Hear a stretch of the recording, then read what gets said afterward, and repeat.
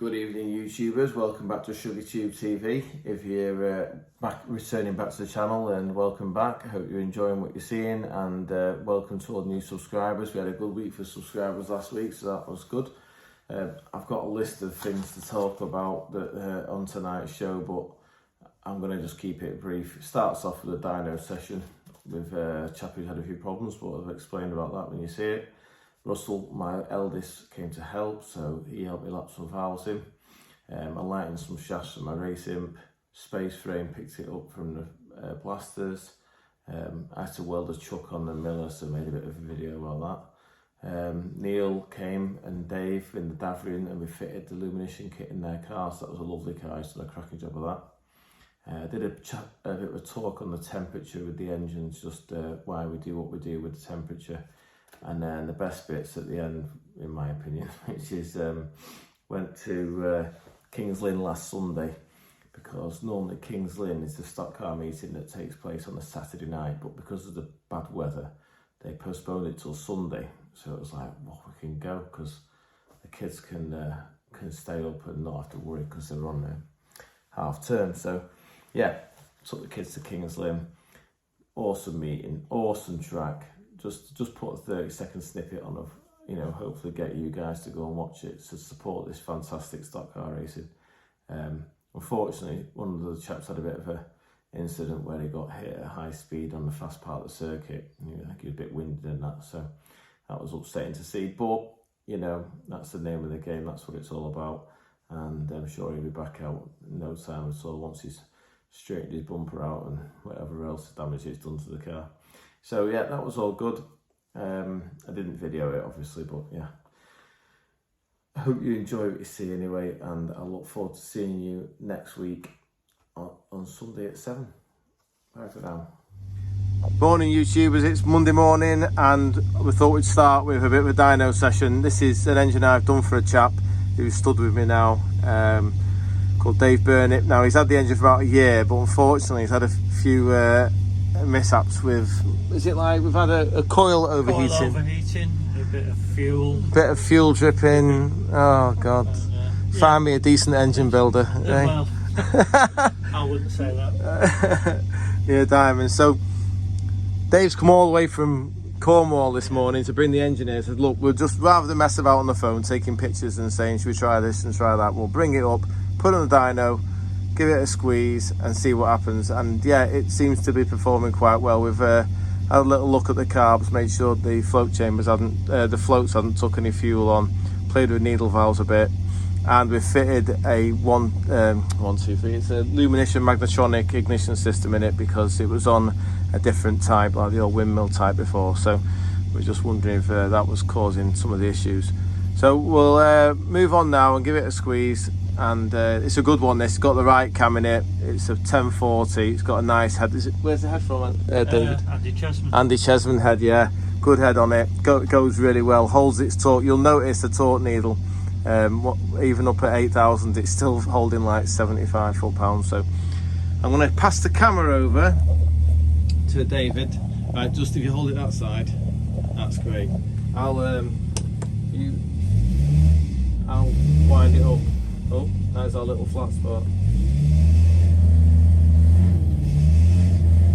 Come on, get through it.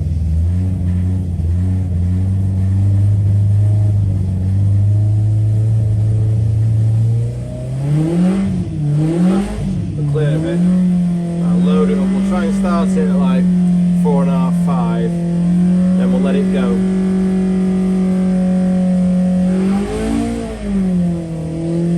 Catch up.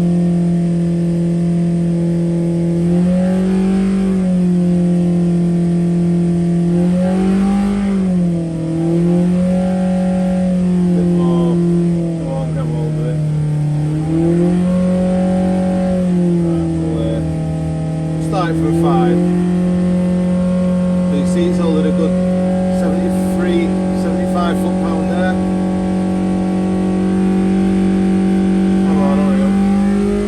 6,000, it's going again now, 80 odd, 7, still going, still hanging in there, 70, let's go to 8.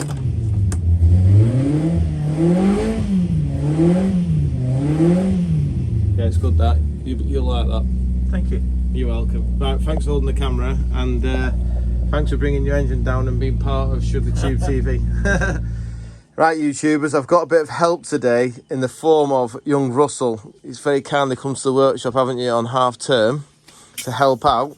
He's got himself a spring. Is that your new spring? Yeah. It's good, that, isn't it? I think that's for clutch release arm on a Vauxhall Omega, you know. But anyway, you're going to put a smiley face on it or something? Yeah, with the spring in. Oh, and then it can ping up in the air. We'll have to clean it before you take it home because we don't want it getting oil on mummy's carpet. Right, Russ, you've just pulled some studs out of here for me very kindly, yeah? That was a good job done with the stud extractor. Now, when you were like 3, I had you in here doing valve seats. And remember lapping them where you got the bit of wooden stick this and did this with it, you know, on the valve? Do you remember? No. Right, well, it was a long time ago. I'm going to set you off again. But what I need you to do is this head's already run. So I want to see if the valves are seating properly. So the air goes down here, yeah? And the valve, see how hear it? That's it landing on the seat, that nice sound. So what I'm going to do is I'm going to shine a torch here, because we were going to do this with like brake cleaner, but I don't want you breathing the fumes in because it's a bit horrible. So Outside. no, I need you to help me. You can't go outside. Right, so I'm shining the torch around there now. I can see something. You can see some light? Yeah. Can you? Oh yeah, look at that, well spotted. So that means that the seat has moved a little bit and it's just not quite right, because if light can get through, then air can get through. Do you understand? Yeah. Right, so you're going to lap it with the grinding paste and make it so it seats perfectly. So what about the next one? What does the next one look like? Is that one looking any better? Yeah. Let's have a look. Oh, not put the torch there. Sorry, is it looking any better? Yeah. Let's have a look. Oh yeah, that one's a good one, that. Right, so they've moved a little bit. So what we'll do is we'll get the lapping paste now and we'll set you up and you can lap them all in and then we'll check them again, yeah? Okay. Hey, do you want to go on the payroll? You're a natural. Right, would you like a cup of tea or coffee, Russell? Nothing. Nothing. Do you want some water? Glass of water? No. You sure? Yeah. We have to drink lots of tea in the workshop. It's like a rule. If you want to be an engineer, you've got to drink a cup of tea every hour on the hour. Or you're not a proper engineer. Can I make you a small one? You can make me one for you. For me? All right, thanks. Yeah, that sounds awesome. So you keep going with that and I'll make a brew and then we'll have a look and we'll check it, okay? Oh, you know how to put it back on, don't you? I think. Yeah, that's it. You've got it, mate. You've got it. Brilliant. Oh no. Wish I could employ you permanently. Look at that. Wonderful. Right, Russ. Thanks for lapping them two in. Can you do the light test for me? They sound lovely. I'm just going to give them a clean, get rid of all the... Daddy, drop them if you want. Have you got any questions? Wages, anything like that? No. Right, so I can see that you've got us a nice grey ring on there. And one on there as well. The clever bit though is whether you've got one in here for us. So hold your breath, I'll just brake clean this. I don't want you breathing anything in like this while you're so young. I'll just clean it up.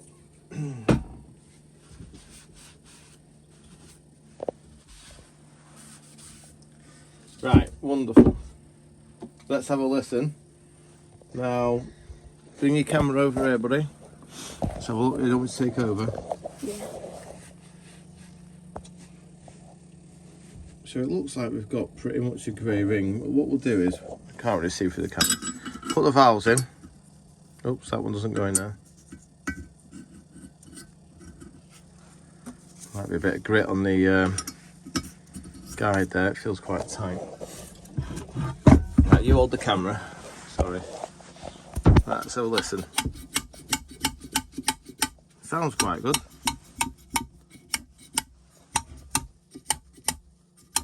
Right, but that doesn't mean it's perfect, just because it sounds good. So what we'll do is I'll load the camera, you have a look down the port and tell me, is there any daylight down there? That one, the first one there is. There is? Yep. Oh gosh, what about the second one? No. Okay, let's have a look at the first one together. There is, Dad. I can't see it. Oh yeah, there is. You're dead right in the corner now. Oh yeah, just see it. Right. Can't really see it from the camera. I could just see it. Let me just check the valve's held back hard enough. No, you're definitely right. It's not touched. Right. We'll have to carry on lapping with that one. We might have to cut it with the seat cutter, but we'll try and get it through lapping first, because I don't think it's much. I think we're looking at a couple of thou. How's it looking, Russ? Are you happy with it yet? Yeah. Yeah? Happy to move on to the next one? It sounds good. It sounds good, mate. Good job. Right. You can take the camera and I'll wipe it, and then don't touch the lens. Are you taking your gloves off? Leave them on, leave them on. It's alright, don't worry about the camera. Or the phone, should I say. Right. Let's see what that looks like now. Clean the valve off first. Valve looks good, but the valve always looks good because it's always the seat that's out, not the valve, yeah? Yeah. Because the valve's obviously round. It's the head that gets all the grief. Right, oh, this is looking good. Let's have a, do you want to have a look in the seat? What's the seat looking like, mate? We've got a grey ring all the way around? Yeah. Right, cool. Let's put the valve back in.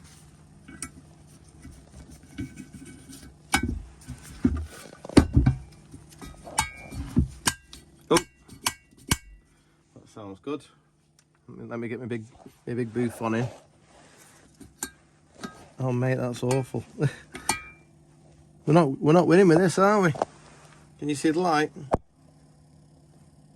Yeah. Oh dear. Right, we might have to cut this and have another look at it. Right, okay, take 4 on the Hillman inlet valve number 1, which was still stuck on at 10:30 in the morning. So let's have a listen. Do you want to look at the seat? The seat looking good, Ross? Oh yeah. It's a bit wide, we'll have to narrow it now, but I'll do that later. It sounds good. Can we see any light, Ross? Is it looking good? Yeah? You happy? Yeah. You happy with that? Can you move on to the next one? Yeah. Right, thank God for There's that. more. There's more, mate. You've got to do all of them. Oh my god. Yeah, this is why it takes so long to do anything. Right, let's get. Right, looked like we were getting a bit bored doing the valve lapping, so I'll do that later. So I've just got Russell changing the jaws in the 4-jaw. You all right, mate? Yeah. And what I'm going to do, I've booked a test day for Tuesday the 14th of November at Alton Park in the Hillman. But I want to try and run these standard shafts. These are a lot thinner than the original. These are called 1-inch shafts, and I'm pretty sure these are 5/8. We'll check that though. So we're saving a lot of weight by running the thinner shaft. But what I want to do, because they have a big seam down them, where they were obviously flashed off when they came out of the forging, I'm gonna put them in the lathe. That's what Russell's. That's fine. That next one, please, Russ. Move around. So you want to undo that one next and turn the jaw around. Well done. What I'm gonna do is I'm gonna put it in the lathe, grab them on the 4-jaw here. They've got a centre in here, and we're gonna turn it and make it nice and smooth, and then lacquer it, and then we'll draw a line. And after the test, if the line is still straight, we know that the drive shaft is up for the job light. If it's ended up in a spiral, we know that it's twisting, so it's no good. But it'd be a good weight saving for next year though. Right, I've clocked the standard shaft up as best I can. It's not perfectly round, so it's quite hard to get it true, but it's fairly well there. And we're going to take a tickle cut and see where it's high, see where it's low, and then make a choice on it. Right, Russ? Right, so got this in the lathe here, and you can see it's just not round. So that's why we couldn't clock it up. But we're going to be able to clean up within, I don't want to take more than 1 mil off it, but hopefully it'll clean up soon.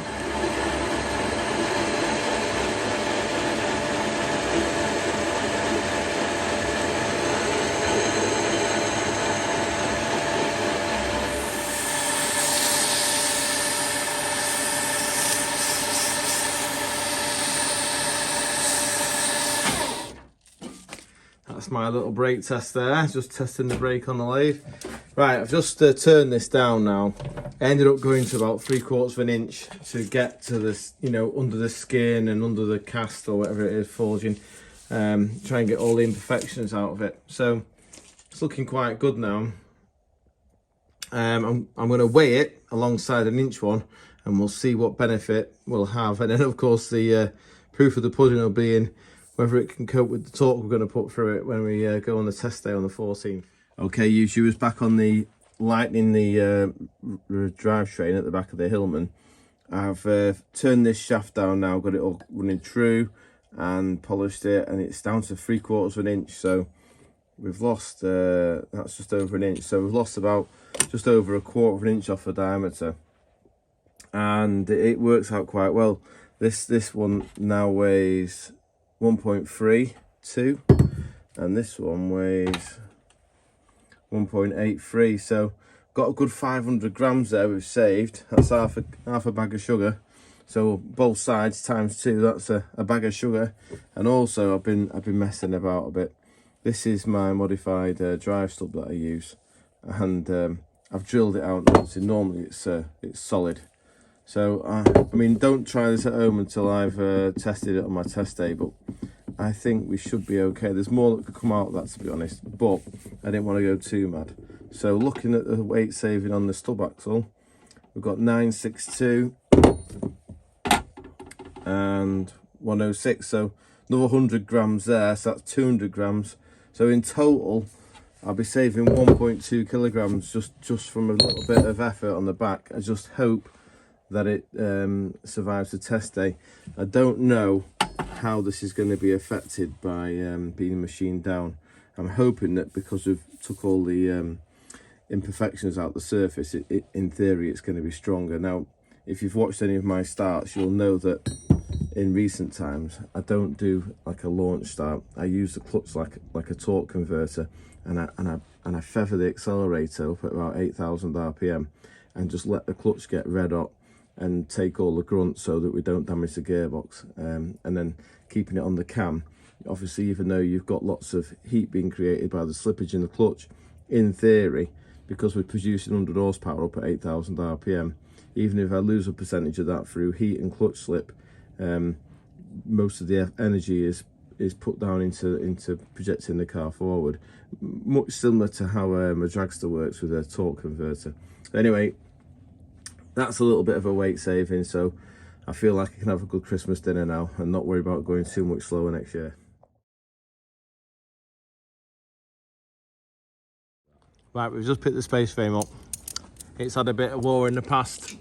You can see a few places where it's going to want tidying, but it's generally very good. Spotted another crack there. So, gonna get this off, go right through it, get it on the spit, have a move around in the garden. Thanks, Andy, very much for transporting it safely. All right. You're probably a bit big for it, mate, to be fair. Yeah, stop growing. Yeah, it's more your brother's size now. Right, we're all back in the garage, at home now. Right. Andy, honestly, mate, that's brought me along massively. It took me weeks with that wire brush in here. Yeah, it looks better now. What is it? Sorry, I'm looking at it.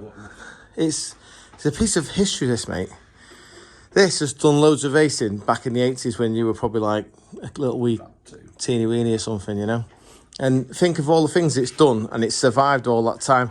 All them years where it was worth 50p, and it was most likely going to end up in the scrapyard with the rest of them. Luckily, it was kept by someone who had probably had a similar hoarding issue to myself. Yeah. In the back of a chicken shed, and now it's got a chance of life again.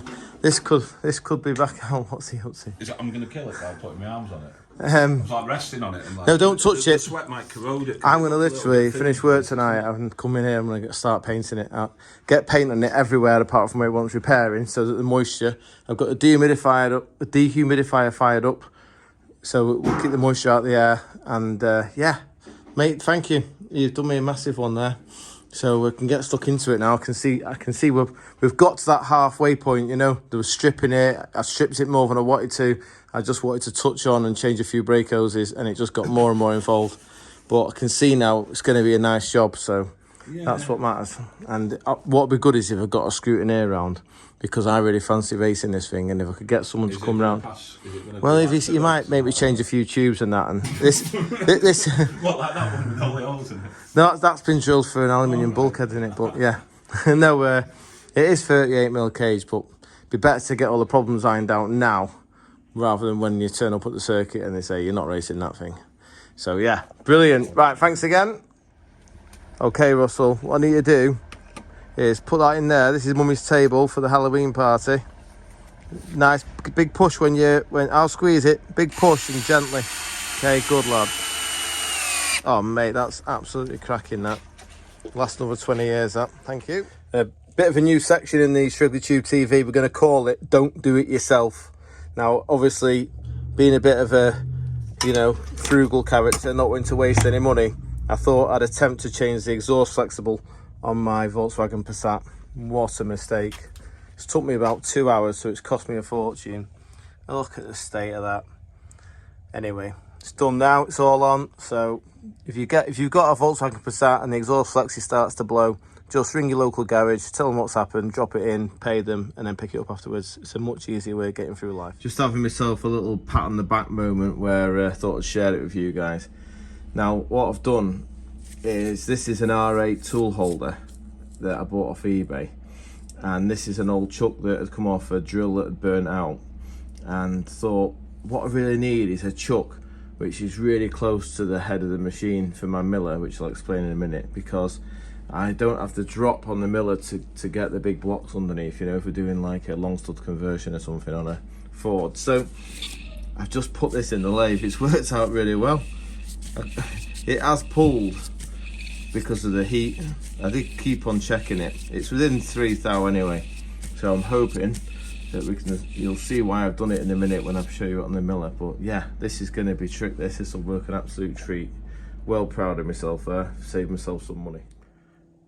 Right, hopefully you can see what I was trying to achieve now. If you look, that's where the welded chuck went on, and it's really close to the head of the machine now, so it gives me maximum distance between the table and where the chuck sits, which is what I was trying to achieve. So really pleased with that. I'll be able to get my engine blocks under there, no problem now. I'll just start it up. The moment of truth. Is it going to be true? Oh, look at that. You can barely see that 3 thou. So yeah, well, that's really pleased with that. Brilliant. Right, we've had a special visitor today, Neil and David. How you doing, guys? Welcome to, and thanks for agreeing to come on YouTube. And I just wanted to make some footage because I don't think anybody on YouTube is going to believe that you rebuilt this car in your garage at the side of your house. And how did you paint it, Neil? Hand painted, roller and tip, and then sanded down with a fast tool. That is absolutely mega. That is an awesome finish, and it stayed so bright as well, hasn't it? It's had a few bits and pieces on, sprays on for Silverstone. It's looked nice. Oh yeah, you went to Silverstone, didn't you? How did you get on? I took my brother around the track. We had a track parade and the festival. Yeah. So it was great. We were behind Jowett's. Wow. So yeah, it was a big experience. It'd be nice to race the thing in Vanguard, but I can't afford it and I haven't got the skills. So. Oh, you've got a picture somewhere, haven't you, of this car at the side of a wall in Liverpool somewhere? Yeah, where I live. Yeah. And what year was that? Well, I bought it in '82. Wow. And I'm in touch with the guy who built it together in 1971, 72. He's living in Greece, and yeah. So it's interesting to compare notes and stuff. Because I remember I saw the picture on Facebook where you took a picture like this year, the same spot and same background. That's right, yeah. Fair play to you. I'll have to find the photograph of it being repaired in Leeds after a minor encounter with a wall. Yeah. Someone shouted left. It should have said left. Yeah. Wow. Right, well, what we're going to do is drop the phone. Look at that. All done by yourself, every bit of this car, isn't it? Yeah. Beautiful. What I was going to say is we've got this here, the lumenition kit. That's what we're here to do today. So we're going to put the timing light on and see how much advance you've got in it. And then we'll just replicate that with the new ignition system. Because this was dynoed in the old workshop, wasn't it? Yes, that's right, Yeah. So, brilliant. Right. A bit of a nosy. What's the spec of the engine? Just remind me. Is it 998? 998 R17 cam, twin Weber. Yeah, 60 the Weber's. Craig Davis water pump. Oh right, yeah. I think I put too big a one in, but it works okay. Is the mechanical pump is it dry then? The mechanical one? Oh yeah, I just put it in so I could tension the belt on this. Ah, right. And there's an intercooler for the oil. Oh, heat exchange, super. Yeah. Proper job. Brilliant. Right, well, we'll crack on and get this lumenition. Right, I've just done a max advanced test on Neil's Davrian here, and it has got a bit more advanced in it than I expected it to have, but the reason for that is because it's on points. One of the reasons I don't like the points system is, with it being on a cam, if the points gap changes, obviously it can affect where the start point is, so as it closes up, you actually get more advanced. So I'm glad that he's not racing it, because it might have had a bit of a rattle at some point, but anyway, it hasn't, so that's the most important thing. So we'll reset that. I think I know what it had when it left me many moons ago, or what I'd like it to have. So this is a later type Dizzy. This is called a Lucas 45D4. So this one uses the MTK 007 kit. If you've got the earlier Imp Dizzy with the 23 or 25 D4, then it uses the MTK 003. So I'll put the kit in now. This is the base plate. I've just welded it around the outside. Normally it relies on an earth strap within the distributor to earth this part that sometimes spins on a VAC Advanced model. This is actually a 43 D4, so it has a pin in it, but it's all loose. So now it's welded, we don't need to worry about the earth strap, and it'll always have a good earth. And this is the lumenition part here, and it's held in with one screw. It's not really adequate, so what I do is I put a bit of a blubber weld on them as well, and then I know that the whole lot will be secure forever. Okay, we've got the base plate back in now, the welded base plate, and there's just one single screw that holds the lumenition kit in. If you ever get a misfire with these and the rev counter jumping round, it's that screw that comes loose. On the races, we have to check them every couple of free races because they do vibrate loose. And this is the spinning disc that goes on top, so these little magnets here trigger the amplifier in there, and then obviously send the message to the coil. So unlike the earlier type windmill, you know, the infrared, or not quite sure how it worked, but it basically is a windmill with like infrared lenses each side of it. That's the earlier type. It had a remote box. On this one, it's literally just two wires. So we've got the two wires coming from the distributor go to the positive side of the coil, and the red one goes to positive and the black one goes to negative. These are just Neil's rev counter, etc. There's no positive on this side, is there, Neil? No? No. Right. So if I've done this right now, providing the point hasn't moved too much, it should fire up. We may have to advance it or retard it, because obviously the point of ignition is relative to the base plate and the cam on the Dizzy, so it could be a different place. But fire it up please, Neil, let's see what happens.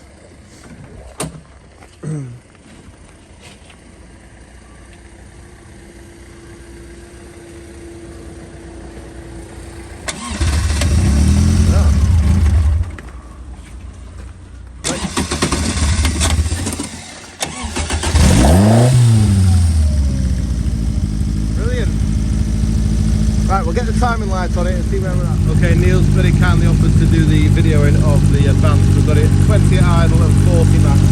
That's it.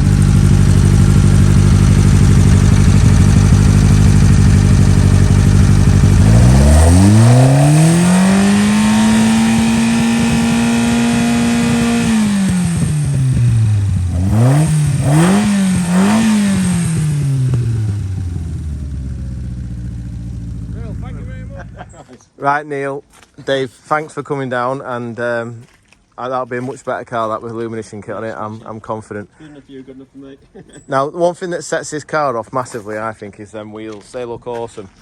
But you've got to tell me what you just told me about these centre caps. So, how have you gone about making them? Okay, well these are cheap and cheerful drink bottles from Home Bargain, cut up, sprayed, and I got some logos made up, and a bit of tape and rubber on there, so they just make a nice snug fit. That is absolutely amazing. Well done. Well, just the little finishing details that finish the job off. Yeah. Brill. Well, safe journey, boys, and I'll see you again soon. Yeah, well, thanks for Thanks for letting us watch and learning a little bit. Well, you can watch it on Sunday night. Yeah. Get your popcorn ready, yeah? Yeah, and I'll sign up for YouTube as well, so watching the ads as well. Yeah, great. I think I might get 10p out of that. That'd be good, that. Right, okay, YouTubers, I thought we'd do a little bit of a chat about water temperature. Before I go there, I'll just give you a bit of background. This is a customer's engine, chap from Australia, but he does race in the UK. Very nice chap, been a customer for a long time. He's decided to refresh his engine. It's a 998, we've made it a 1040, done all the bits to the head, so it's on the big port now, as big as a dare go. It's going to have obviously an increased compression ratio, and also he's upgraded from obviously that's a 72.5mm piston. This is his 74mm Hepalite copy. He's also going to put steel rods in it because we've had, you know, the issue with them fracturing on the cap, so everything's going on steel rods now, so we've got them to go in it. And I was going to say, I know I've been on about it before, but I do like these rods, mainly because if you look, I got the little end made wider to support the pin, because on the standard in, one thing I do hate is look at all the space there, so you can see a bit of area each side of the pin there allows it to flex. You imagine the stresses on that pin when it's you know, when it's changing direction, mega. So yeah, a bit more pin support. Obviously it'll also help take the heat into the rod, which is another good thing. I do like these pistons. I know they're not like a fancy forged piston. We have been there with loads of expensive pistons, Omegas in the past, but for me personally, I like these. Year of racing and then bin them, or they just last forever in a road car or, you know, a hill climb car. They just keep going. So that's that. Now I was just going to say very briefly about the cooling system. The chap on the questions has asked me, you know, why I bang on about the temperature so much. And the reason I bang on about the temperature is purely because if you look at the cooling system on a Hillman, the water goes in here and comes out here. No computer has designed the path of flow or water or whatever. It just goes in there and comes out here. So we know that heat is a byproduct of like horsepower produced. So if you've got 100 horsepower engine and it's idling, say it's doing a fast idle of 1000 RPM, 1500 RPM, it might only take 5 horsepower to turn the engine over. You know, the frictional losses and the pumping losses and the valve gear, etc. 3-4 horsepower, maybe 5 to make it do a fast idle. So therefore it'll only ever produce 5 horsepower worth of heat energy. I don't know what the relationship is exactly, but it's pretty close. You know, whatever it'll be, it goes up as the horsepower is increased. That's why wide open throttle, I always say, try and run at like 70 degrees water temperature, because when you're wide open throttle and you've got 100 horsepower, you've got 100 horsepower of heat energy to dissipate. So that's a lot of heat. And what happens is we get a situation where the water doesn't necessarily cool all of the engine equally. So you might have like a little pocket of water on the back of number one cylinder here that doesn't get the same flow as it does maybe here, where it's rushing to go out the thermostat housing. So if we run cucumber cool, like 65 degrees, what that does is, if there's an area that's 10-15 degrees hotter because the water flow is not as good, it's still got a chance of being cool enough not to cause an issue, you know, for detonation or piston expansion, pickup, whatever, detonation, all the problems that come when you get to that 90 degrees plus temperature. So any race car, especially an old race car, I always try and run them nice and cool. Obviously, the more modern things get, the better design they are. And you might notice if you're into A-series engines and minis or MGBs, some very clever chap decided that the water flow was really bad because the pump is in the front here. So the water goes in here on an MG engine or an A-series or B-series. And then it does that and comes out the thermostat housing at the front. So there's nothing really encouraging it to go to the back other than the holes that are in the head gasket that allow it to go through. So what they did was they make a gasket with no water holes in it. And then they put a big external pipe on it out the back of the block, doing a U-turn into the back of the head. So all the water goes to the back, around, and then back along to the front. So that's how they got round it. We can't quite do that because, you know, without a thermal imaging camera, I can't really see what's going on temperature-wise. Hence why we run nice and cool. So if you've got an imp, apart from the other things that I've been on about, like the block's made out of chocolate, you know, and all the rest of it, try and run it as cool as possible. Right, well, I think that concludes my waffling for this week. Hope you've enjoyed the content, and I look forward to seeing you next Sunday.